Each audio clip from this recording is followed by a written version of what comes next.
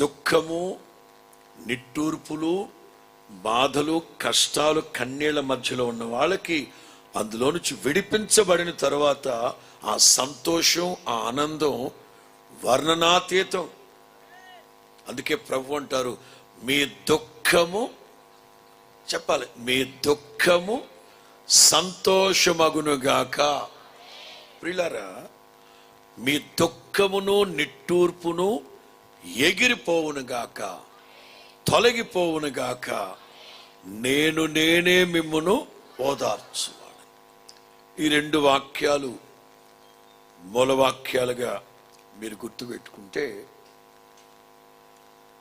ఇవాళ ఎలాగూ శనివారం గనక శనివారం విజ్ఞాపన ప్రార్థన జరుగుతూ ఉంటుంది కనుక లైవ్లో చూస్తూ ఉన్న వాళ్ళు కూడా ఆత్మీయులు అనబడే వాళ్ళకి లింక్ పంపించండి, యూట్యూబ్ లింక్ పంపించండి. హోసన్నా మినిస్ట్రీస్ RJY పంపించండి. నిశ్చయంగా ఈ రాత్రి నా ప్రభు మీకు అందిస్తూ ఉన్న మాటలు